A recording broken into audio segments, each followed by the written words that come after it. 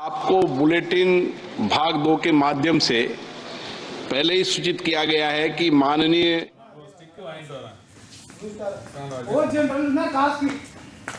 में उपलब्ध कराई जाएगी। अतः बजट प्रस्तुत हो जाने के पश्चात माननीय सदस्य बजट भाषण की प्रति प्रकाशन काउंटर से प्राप्त कर सकते हैं। आपको ये भी सूचित किया जाता है कि माननीय मंत्री द्वारा बजट प्रस्तुत किए जाने के पश्चात उसे मेंबर पोर्टल पर भी उपलब्ध करा दिया जाएगा।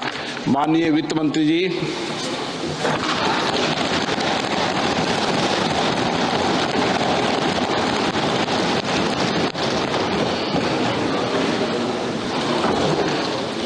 Honorable Speaker, I present the interim budget for 24-25.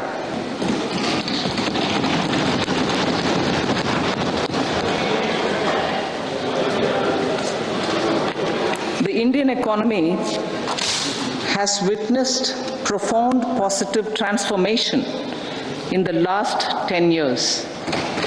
The people of India are looking ahead to the future with hope and optimism.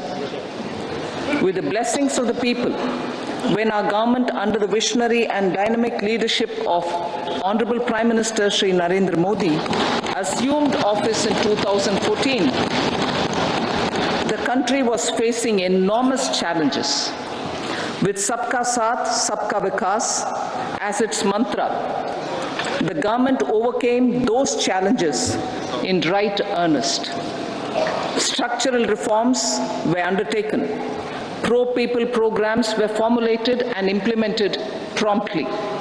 Conditions were created for more opportunities for employment and entrepreneurship. The economy got a new vigor. The fruits of development started reaching the people at scale. The country got a new sense of purpose and hope. Naturally, the people blessed the government with a bigger mandate. In the second term, our government under the leadership of Honorable Prime Minister doubled down on its responsibilities to build a prosperous country with comprehensive development of all people and all regions. Our government strengthened its mantra to Sabka Saath, Sabka Vikas and Sabka Vishwas. Our development philosophy covered all elements of inclusivity, namely social inclusivity through coverage of all strata of the society, and geographical inclusivity through development of all regions of the country. With the whole of nation approach of Sabka Prayas, the country overcame the challenges of once-in-a-century pandemic, took long strides towards Atmanirbhar Bharat, committed to Panch Pran, and laid solid foundations for the Amrit Kal. As a result, our young country has high aspirations, pride in its present, and hope and confidence for a bright future. We expect that our government, based on its stupendous work, will be blessed again by the people with a resounding mandate. Inclusive development and growth.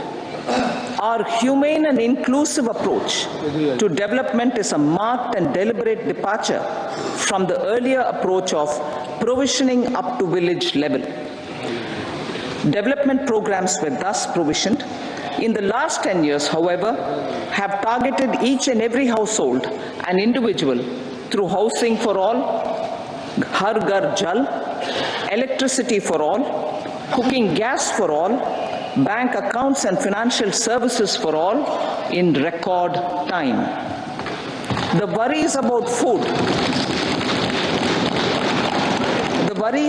food have been eliminated through free ration for 80 crore people. Minimum support prices for the produce of Annadata are periodically increased appropriately. These and the provision of basic necessities have enhanced real income in the rural areas. Their economic needs could be addressed, thus spurring growth and generating jobs. Social justice. Our government is working with an approach to development that is all-round, all-pervasive, and all-inclusive. Sarvangin, Sarvasparshi, or Sarvasamaveshi. It covers all castes and people at all levels.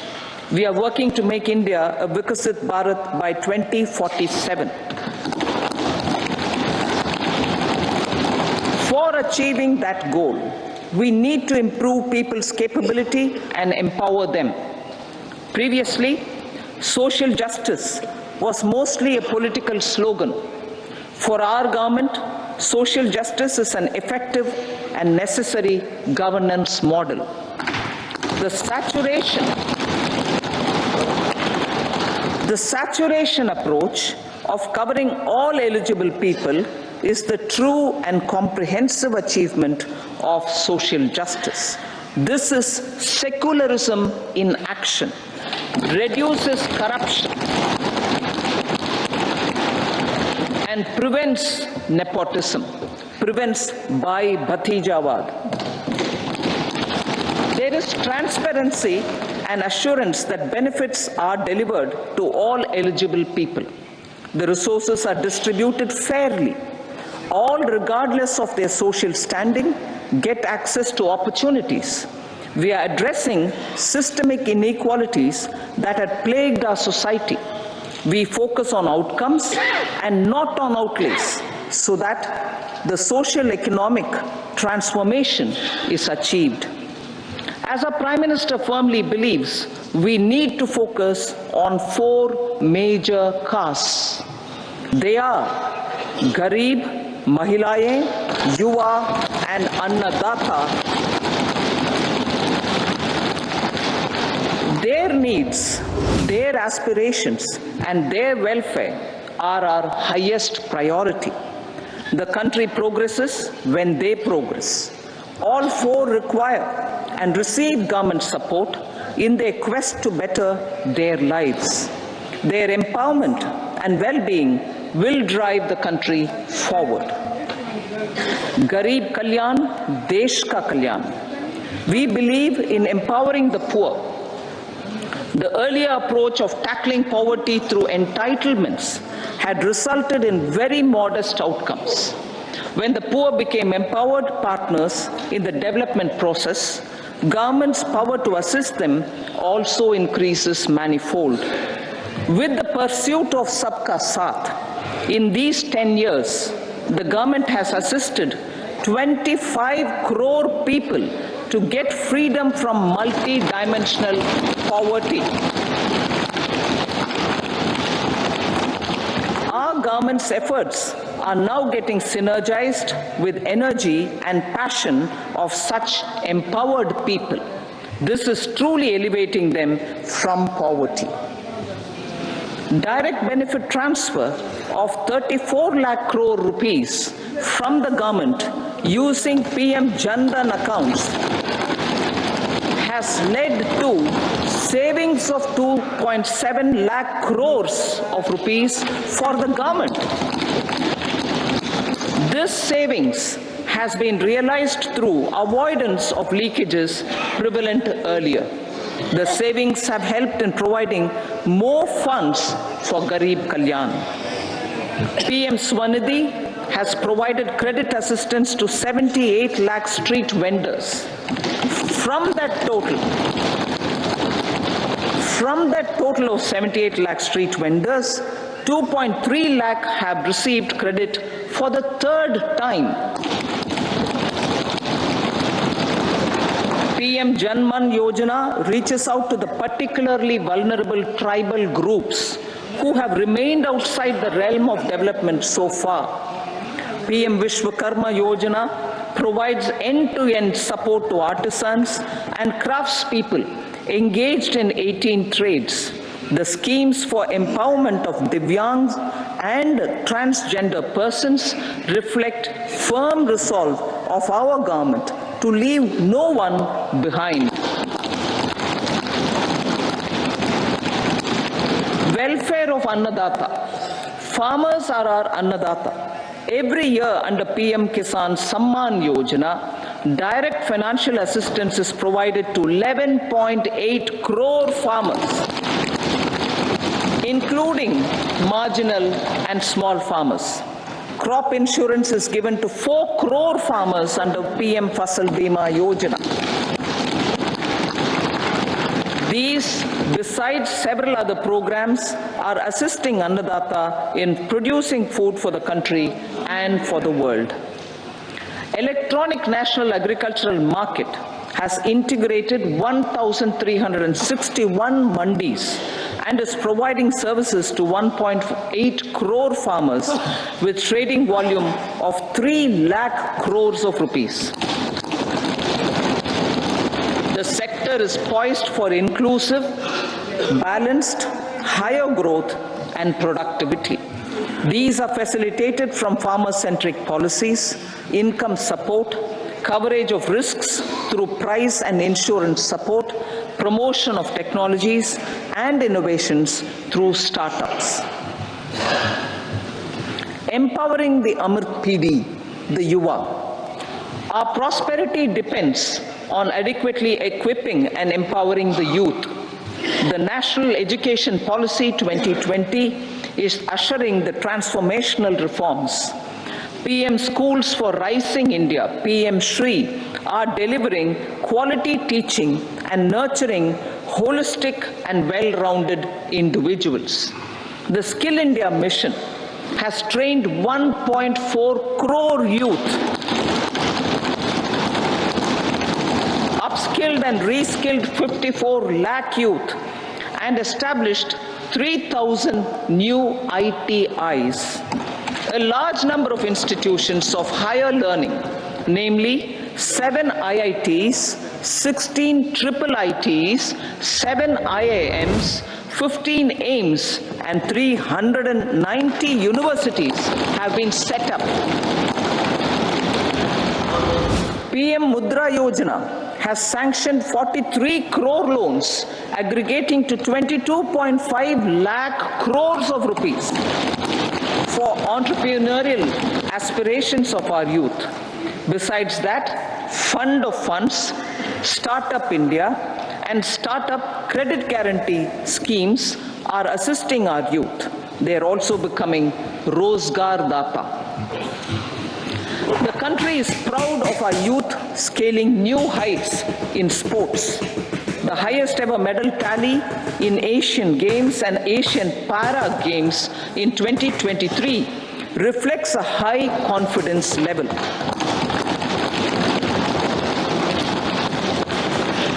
Chess prodigy and our #1 ranked player Pragyananda put up a stiff fight against the reigning world champion Magnus Carlsen in 2023. Today, India has over 80 chess grandmasters compared to little over 20 in 2010. Momentum for Nari Shakti.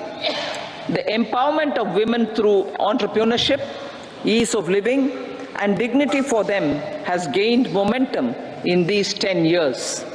30 crore Mudra Yojana loans have been given to women entrepreneurs.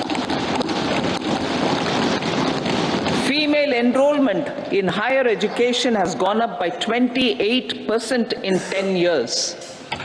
In STEM courses, girls and women constitute 43% of enrollment, one of the highest in the world. All these measures are getting reflected in the increasing participation of women in workforce. Making triple talaq illegal, reservation of 1/3 seats for women in the Lok Sabha and state assemblies, and giving over 70% houses under PM Awas Yojana in rural areas to women,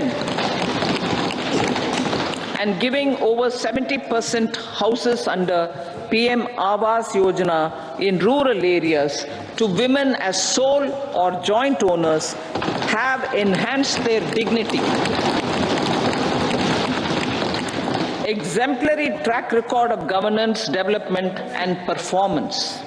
Besides delivering on high growth in terms of gross domestic product, the government is equally focused on a more comprehensive GDP, that is, governance, development and performance. Our government has provided transparent, accountable, people-centric and prompt, trust-based administration with citizen first and minimum government, maximum governance approach. The impact of all-round development is discernible in all sectors. There is macroeconomic stability, including in the external sector. Investments are robust. The economy is doing well. People are living better and earning better with even greater aspirations for future. Average real income of the people has increased by 50%. Inflation is moderate. People are getting empowered, equipped, and enabled to pursue their aspirations. There is effective and timely delivery of programs and of large projects. Economic management. The multi-pronged economic management over the past 10 years has complemented people-centric, inclusive development. Following are some of the major elements. 1. All forms of infrastructure, physical, digital, or social, are being built in record time.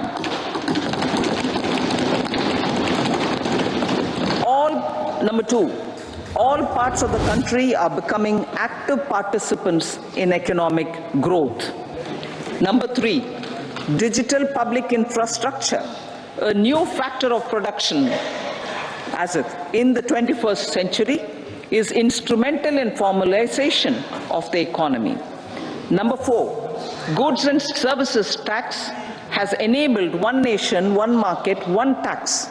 Tax reforms have led to deepening and widening of tax base. Number 5, strengthening of the financial sector has helped in making savings, credit, and investments more efficient. Number 6, GIFT IFSC and the Unified Regulatory Authority, IFSCA, are creating a robust gateway for global capital and financial services for the economy. Number 7, proactive inflation management has helped keep inflation within the policy band. Now the global context, Honorable Speaker, sir. Geopolitically, global affairs are becoming more complex and challenging with wars and conflicts. Globalization is being redefined with reshoring and friendshoring, disruption and fragmentation of supply chains and competition for critical minerals and technologies. A new world order is emerging after the COVID pandemic. India assumed the G20 presidency during very difficult times for the world. The global economy was going through high inflation, high interest rates, low growth, very high public debt, low trade growth, and climate changes. The pandemic has led to a crisis of food, fertilizer, fuel, and finances for the world, while India successfully navigated its way. The country showed the way forward and built consensus on solutions for those global problems. The recently announced India, Middle East, Europe economic corridor is a strategic and economic game changer for India and others. In the words of Honorable Prime Minister, the corridor, and I quote, will become the basis of world trade for hundreds of years to come, and history will remember that this corridor was initiated on Indian soil. Unquote. Vision for Vikasit Bharat. Our vision for Vikasit Bharat is that of prosperous Bharat in harmony with nature, with modern infrastructure, and providing opportunities for all citizens and all regions to reach their potential. With confidence arising from strong and exemplary track record of performance and progress, earning Sabka Vishwas, the next 5 years will be years of unprecedented development and golden moments to realize the dream of developed India by 2047. The trinity of demography, democracy, and diversity backed by Sabka Prayas has the potential to fulfill aspirations of every Indian. As Honorable Prime Minister in his Independence Day address to the nation mentioned, I quote, "There is no dearth of opportunities, as many opportunities as we want. The country is capable of creating more opportunities. Sky is the limit." Unquote. Strategy for Amrit Kal. Our government will adopt economic policies that foster and sustain growth, facilitate inclusive and sustainable development, improve productivity, create opportunities for all, help them enhance their capabilities, and contribute to generation of resources to power investments and fulfill aspirations. Guided by the principle, reform, perform, and transform, the government will take up next generation reforms and build consensus with the states and stakeholders for effective implementation. It is an important policy priority for our government to ensure timely and adequate finances, relevant technologies, and appropriate training for the micro, small, and medium enterprises, MSMEs, to grow and also compete globally.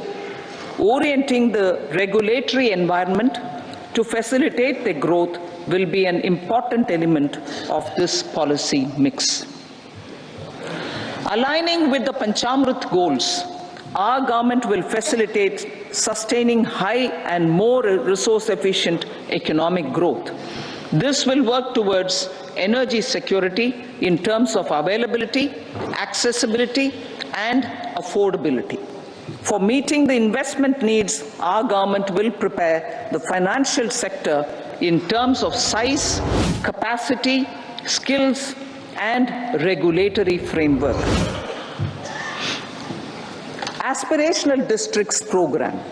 Our government stands ready to assist the states in faster development of aspirational districts and blocks, including generation of ample economic opportunities.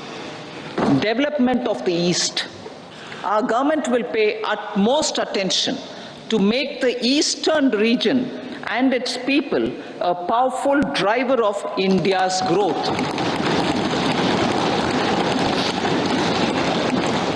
PM Awas Yojana Gramin. Despite the challenges due to COVID, implementation of PM Awas Yojana Gramin continued, and we are close to achieving the target of 3 crore houses. 2 crore more houses will be taken up in the next 5 years to meet the requirement arising from increase in the number of families. Rooftop solarization and Muft Bijli. Through rooftop solarization, 1 crore households will be enabled to obtain up to 300 units free electricity every month. This scheme follows the resolve of Honorable Prime Minister on the historic day of consecration of Sri Ram Mandir in Ayodhya. Following benefits are expected. Savings up to 15,000 to 18,000 rupees annually for households from free solar electricity and selling the surplus to the distribution companies. Charging of electric vehicles. Entrepreneurship opportunities for a large number of vendors for supply and installation. Employment opportunities for the youth with technical skills in manufacturing, installation, and maintenance. Housing for middle class. Our government will launch a scheme to help deserving sections of the middle class, and I quote from Honorable Prime Minister's words, living in rented houses or slums or chawls and unauthorized colonies, unquote, to buy or build their own houses.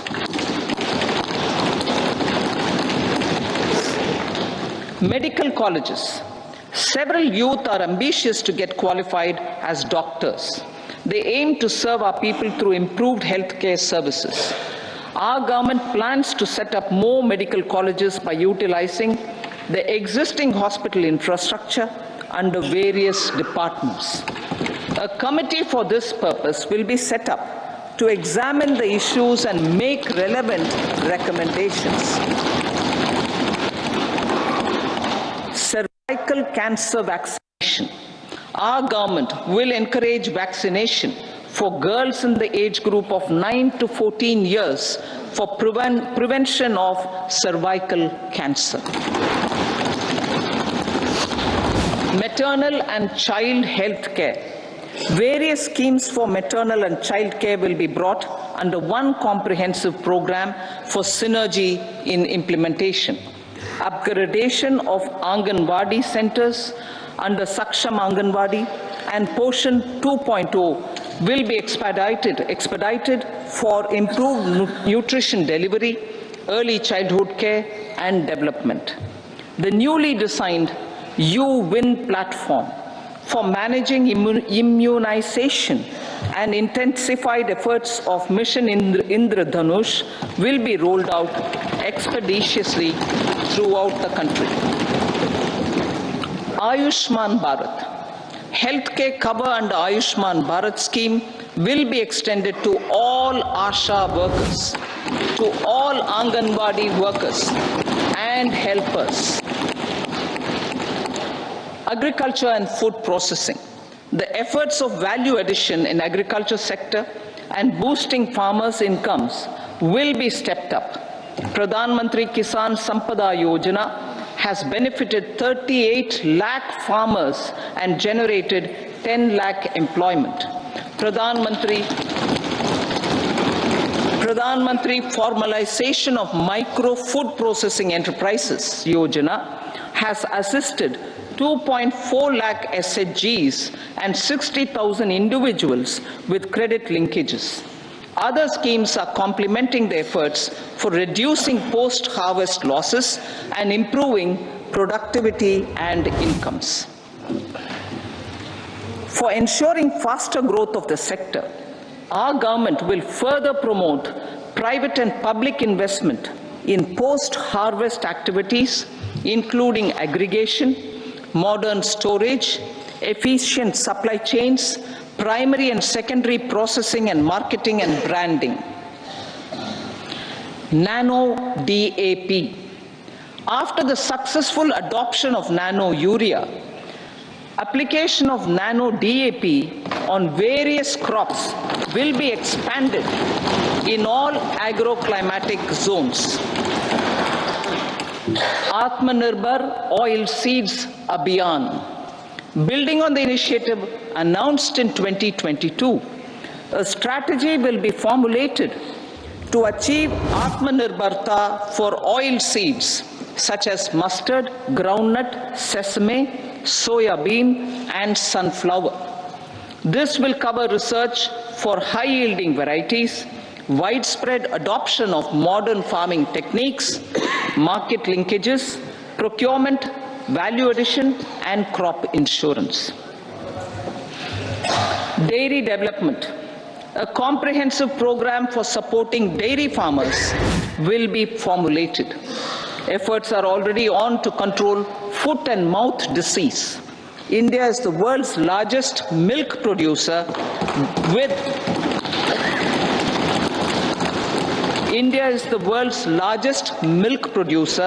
but with low productivity of milch animals. The program will be built on the success of existing schemes such as Rashtriya Gokul Mission, National Livestock Mission, and infrastructure development funds for dairy processing and animal husbandry. Matsya Sampada. It was our government which set up a separate department for fisheries, realizing the importance of assisting fishermen. This has resulted in doubling of both inland and aquaculture production. Seafood exports since 2013-14 has also doubled. Implementation of Pradhan Mantri Matsya Sampada Yojana will be stepped up to 1. Enhance aquaculture productivity from existing 3 to 5 tons per hectare. 2. Double exports to 1 lakh crore rupees, and 3. Generate 55 lakh employment opportunities in the near future. 5 integrated aqua parks will also be set up. Lakpati Didi.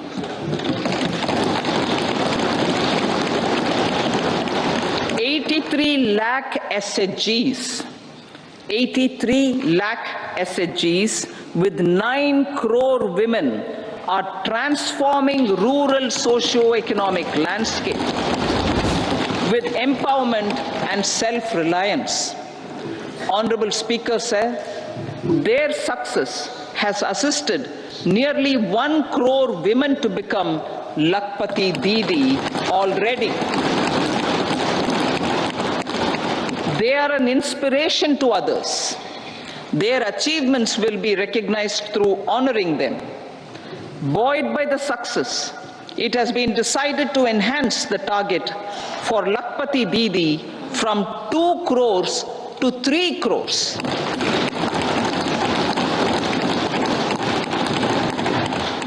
Technological changes, new age technologies and data are changing the lives of people and businesses. They are also enabling new economic opportunities and facilitating provision of high quality services at affordable prices for all, including those at the bottom of the pyramid. Opportunities for India at the global level are expanding. India is showing solutions through innovation and entrepreneurship of its people. Research and innovation for catalyzing growth, employment, and development. Prime Minister Lal Bahadur Shastri gave the slogan of Jai Jawan, Jai Kisan. Prime Minister Atal Bihari Vajpayee ji, made that Jai Jawan, Jai Kisan, Jai Vigyan.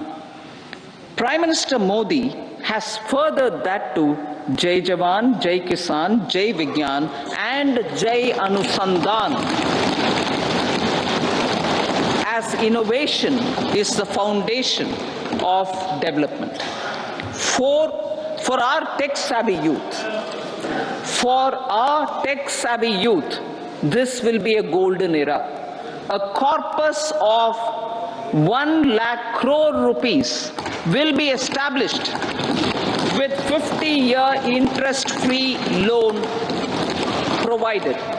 The corpus will provide long-term financing or refinancing with long tenors and low and or nil.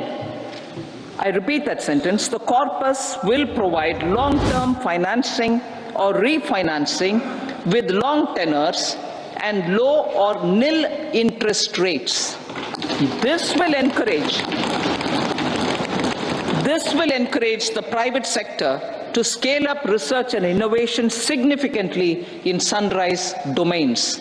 We need to have programs that combine the powers of our youth and technology.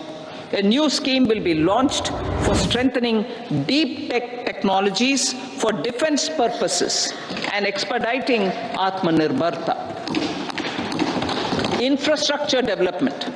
Building on the massive tripling of the capital expenditure outlay in the past 4 years, resulting in huge multiplier impact on economic growth and employment creation, the outlay for the next year is being increased by 11.1% to 11,111 crore rupees.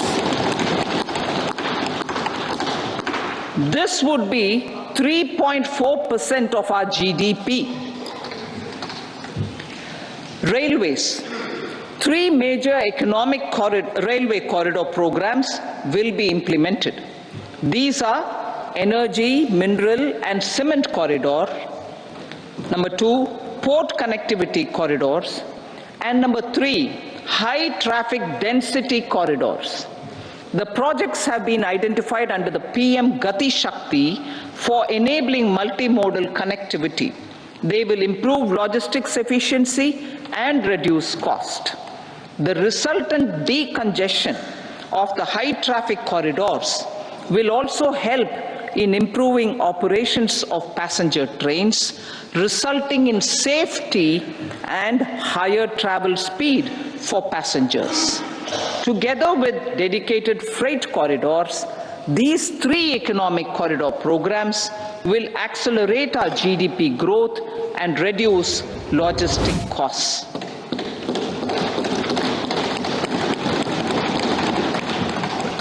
40,000 normal rail bogies will be converted to Vande Bharat standards to enhance safety, convenience and comfort of passengers. Aviation sector. The aviation sector has been galvanized in the past 10 years. Number of airports have doubled to 149. Rollout of air connectivity to Tier 2 and Tier 3 cities under UDAN scheme has been widespread. 517 new routes are carrying 1.3 crore passengers. Indian carriers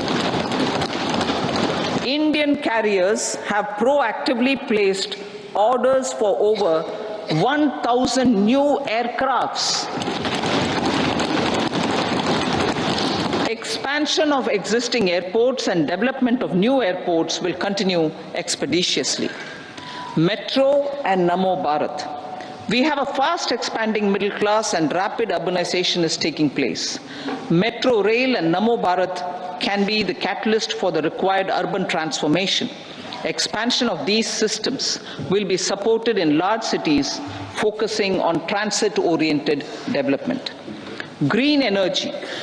Towards meeting our commitment for net zero by 2070, the following measures will be taken.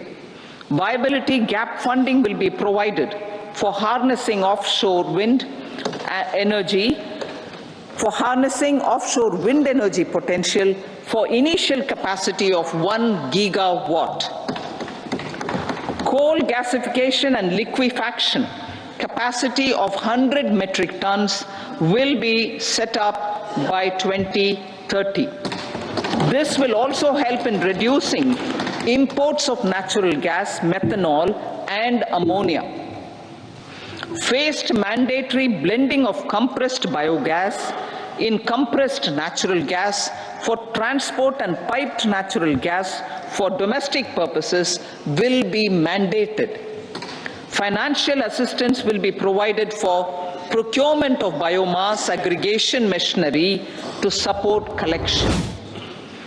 Electric vehicle ecosystem. Our government will expand this and strengthen the e-vehicle ecosystem by supporting manufacturing and charging infrastructure. Greater adoption of e-buses for public transport networks will be encouraged through payment security mechanism. Biomanufacturing and biofoundry. For promoting green growth, a new scheme of biomanufacturing and biofoundry will be launched. This will provide environment-friendly alternatives such as biodegradable polymers, bioplastics, biopharmaceuticals, and bioagri inputs. This scheme will also help in transforming today's consumptive manufacturing paradigm to the one based on regenerative principles. Blue Economy 2.0. For promoting climate-resilient activities for Blue Economy 2.0, a scheme for restoration and adaptation measures and coastal aquaculture and mariculture with integrated and multi-sectoral approach will be launched. Comprehensive development of tourist centers. The success of organizing G20 meetings in 60 places presented diversity of India to global audience. Our economic strength has made the country an attractive destination for business and conference tourism. Our middle class also now aspires to travel and explore. Tourism, including spiritual tourism, has tremendous opportunities for local entrepreneurship. States will be encouraged to take up comprehensive development of iconic tourist centers, branding and marketing them at global scale. A framework for rating of the centers based on quality of facilities and services will be established. Long-term interest-free loans will be provided to states for financing such development on matching basis. To address the emerging fervor for domestic tourism, Honorable Speaker, sir, projects for port connectivity, tourism infrastructure, and amenities will be taken up on our islands, including Lakshadweep.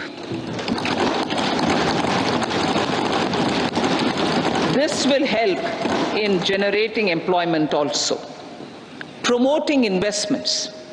The FDI inflow during 2014 to 23 was $596 billion US, marking a golden era. That is twice the inflow during 2005 to 14. For encouraging sustained foreign investment, we are negotiating bilateral investment treaties with our foreign partners in the spirit of First Develop India. FDI is First Develop India. Reforms in the states for Vikasit Bharat. Many growth and development enabling reforms are needed in the states for realizing the vision of Vikasit Bharat. A provision of 75,000 crore rupees as 50-year interest-free loan is proposed this year to support those milestone-linked reforms by the state governments. Societal changes. The government will form a high-powered committee for an extensive consideration of the challenges arising from fast population growth and demographic changes. The committee will be mandated to make recommendations for addressing these challenges comprehensively in relation to the goal of Vikasit Bharat. Amrit Kal as Kartavya Kal. Our government stands committed to strengthening and expanding the economy with high growth and to create conditions for people to realize their aspirations. Honorable Prime Minister, in his Independence Day address to the nation in the 75th year of our Republic, said, and I quote, "We commit ourselves to national development with new inspirations, new consciousness, new resolutions, as the country opens up immense possibilities and opportunities. It is our Kartavya Kal." Unquote. Every challenge of the pre-2014 era was overcome through our economic management and our governance. These have placed the country on a resolute path of sustained high growth. This has been possible through right policies, true intentions, and appropriate decisions. In the full budget in July, Honorable Speaker, our government will present a detailed roadmap for our pursuit of Vikasit Bharat.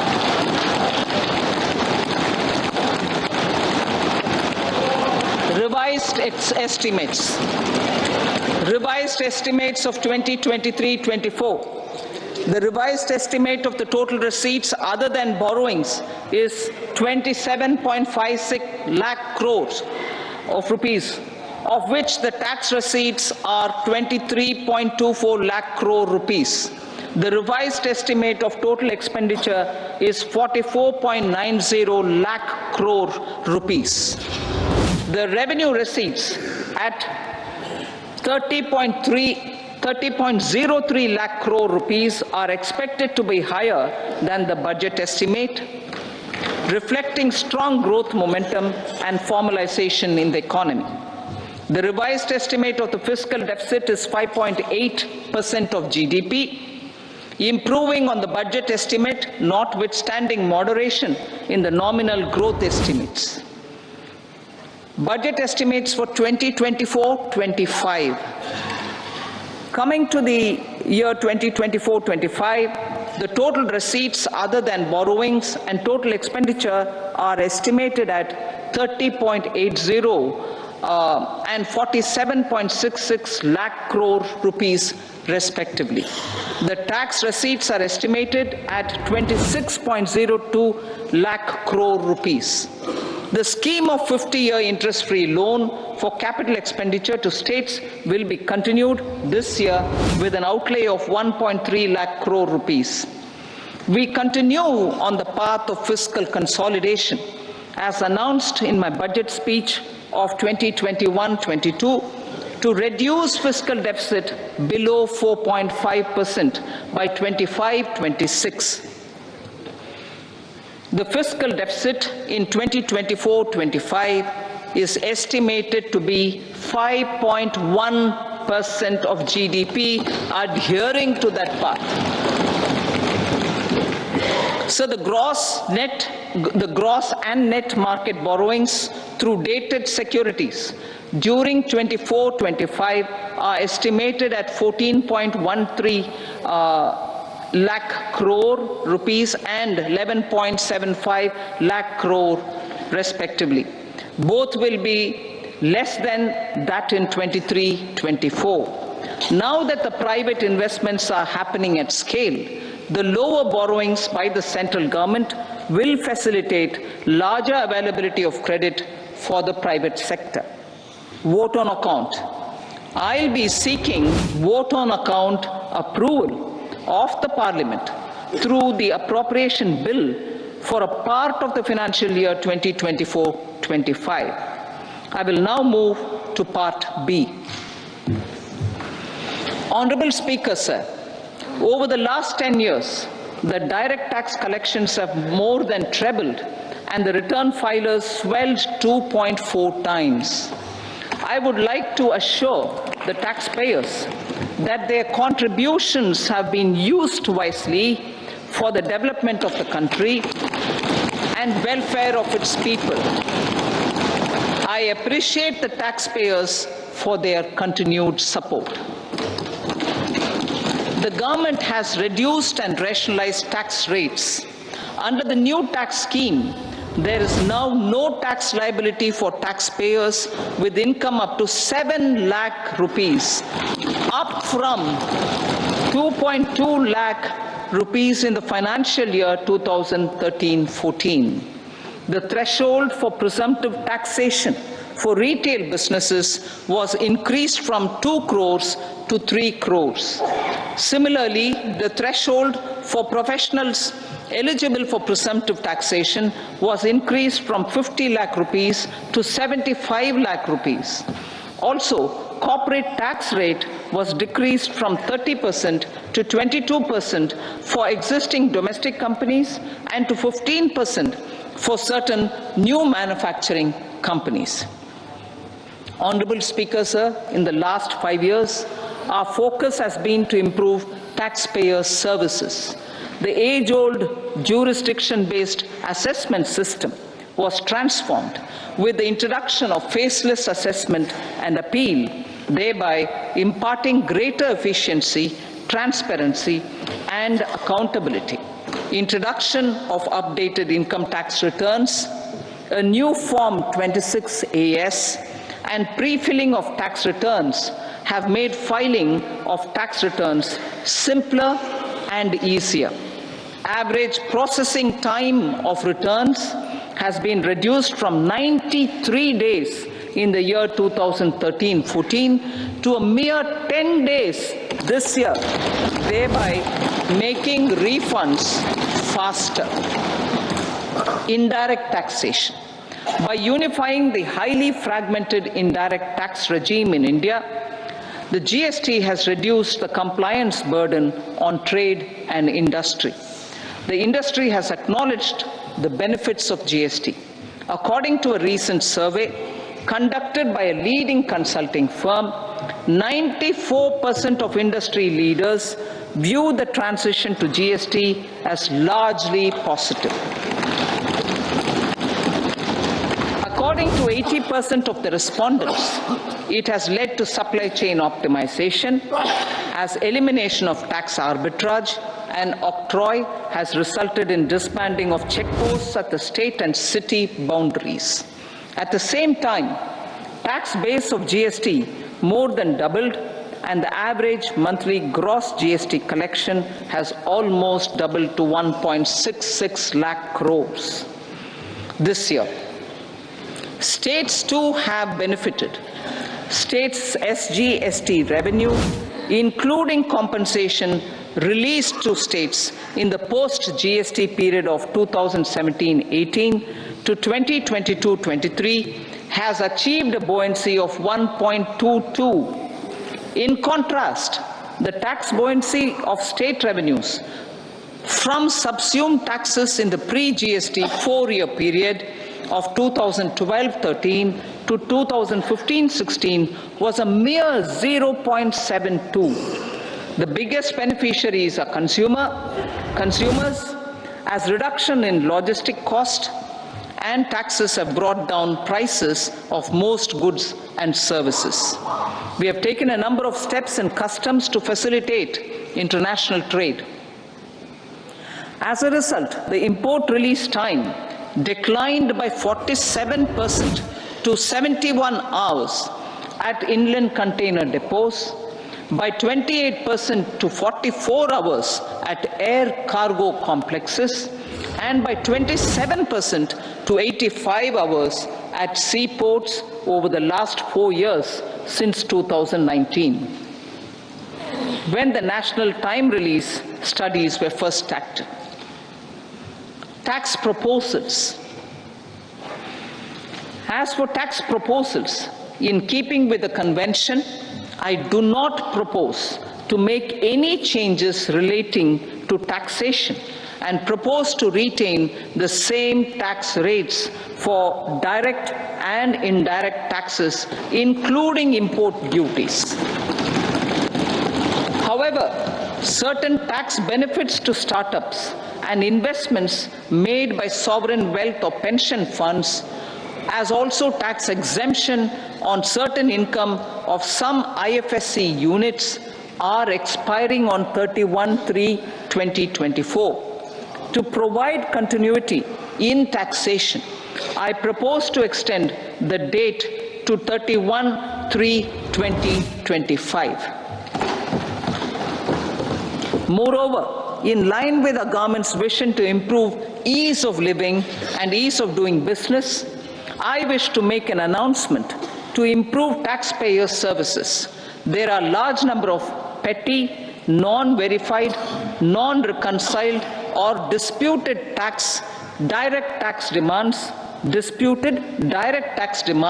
many of them dating as far back as 1962, which continue to remain on the books, causing anxiety to honest taxpayers and hindering refunds of subsequent years.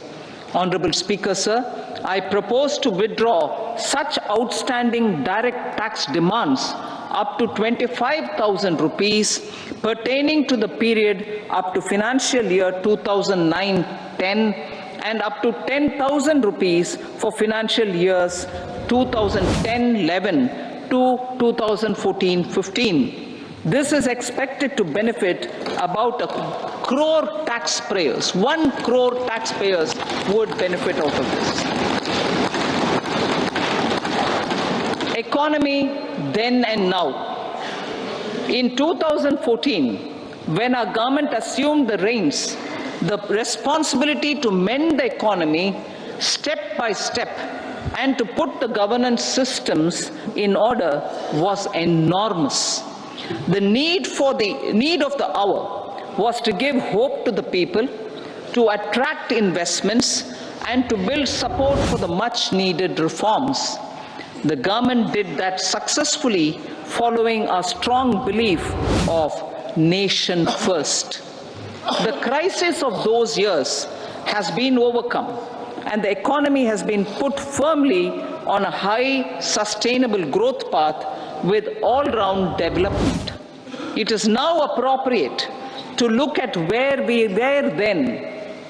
I repeat, it is now appropriate to look at where we were then till 2014 and where we are now, only for the purpose of drawing lessons from the mismanagement of those years. The government will lay a white paper on table of the House.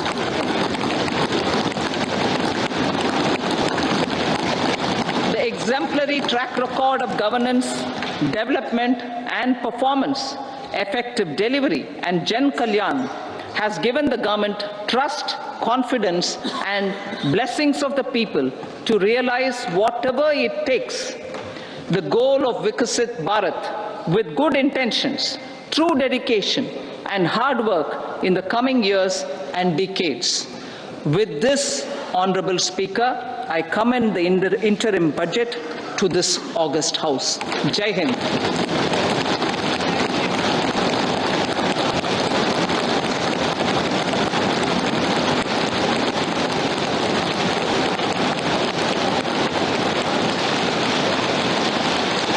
Item number 2, Srimati Nirmala Sitharaman ji.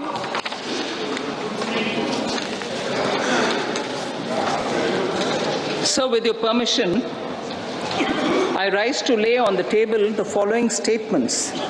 Under Section 3(1) of the Fiscal Responsibility and Budget Management Act 2003, medium-term fiscal policy cum fiscal policy strategy statement and macroeconomic framework statement.